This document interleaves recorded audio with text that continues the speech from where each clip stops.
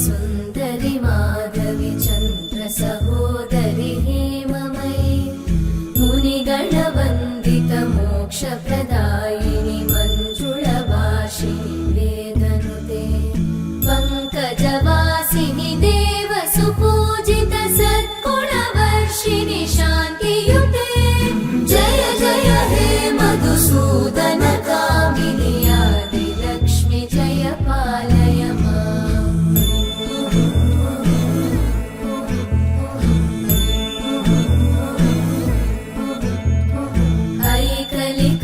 ऐकलिकल्मषनाशिनि कामिनि वैदिकरूपिणि वेदमये क्षीरसमुद्भव मङ्गलरूपिणि मन्त्रनिवासिनि मन्त्रनुते ಸಂಪತ್ತು ಮತ್ತು ಸಮೃದ್ಧಿಯ ಅಧಿದೇವತೆಯಾದ ಲಕ್ಷ್ಮೀ ದೇವಿಯನ್ನ ಪೂಜಿಸಲು ವರಮಹಾಲಕ್ಷ್ಮಿ ಋತುವು ಅತ್ಯಂತ ಮಂಗಳಕರ ದಿನ.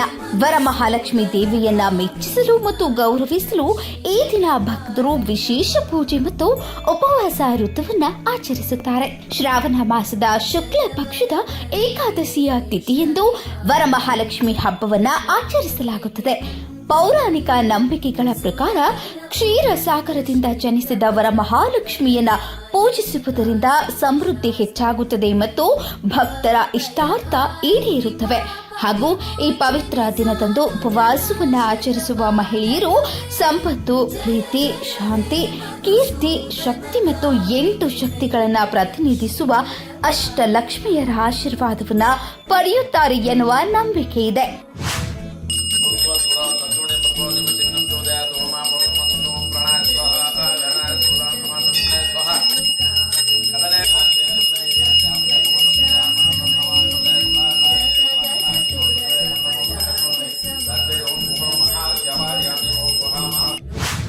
ಈ ದಿನದಂದು ಹಿಂದೂ ದೇವಾಲಯದ ದೇವತೆಗಳಿಗೆ ವಿಶೇಷ ಪೂಜೆಗಳನ್ನು ಸಲ್ಲಿಸಿ ಆರಾಧಿಸಲಾಗುತ್ತದೆ.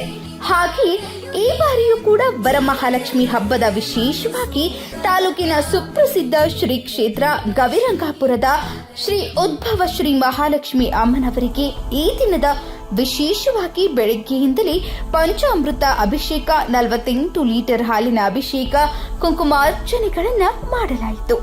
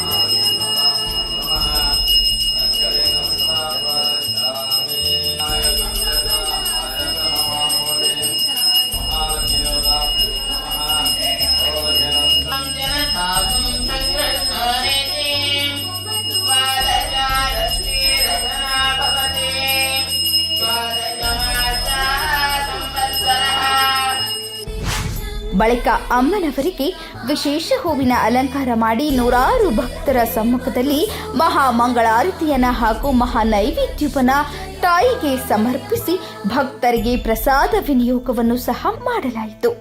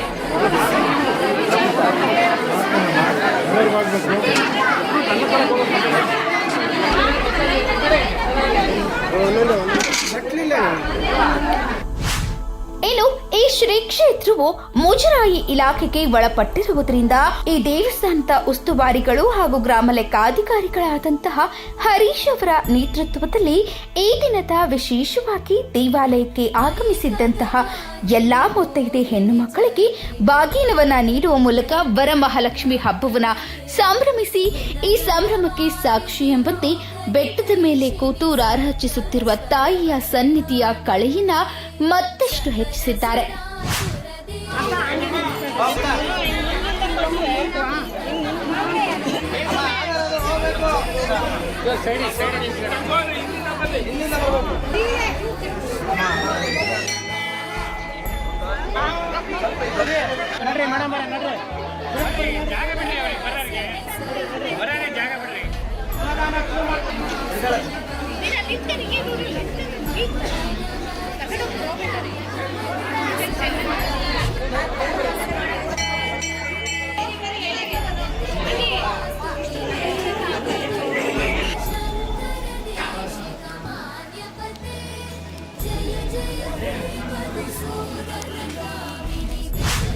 ಈ ಸಂದರ್ಭದಲ್ಲಿ ಉದ್ಭವ ಮಹಾಲಕ್ಷ್ಮಿ ದೇವಾಲಯದ ಅರ್ಚಕರಾದ ಕೆಸಿ ಶ್ರೀನಿವಾಸ್, ಶ್ರೀಹರಿ, ದರ್ಶನ್, ಗ್ರಾಮದ ಮುಖಂಡರುಗಳು, ಸೇವಾರ್ಥಿಗಳು, ದೇವಾಲಯದ ಸಿಬ್ಬಂದಿ ವರ್ಗದವರು ಹಾಗೂ ನೂರಾರು ಭಕ್ತರು ಪಾಲ್ಗೊಂಡು ತಾಯಿಯ ಕೃಪೆಗೆ ಪಾತ್ರರಾದರು.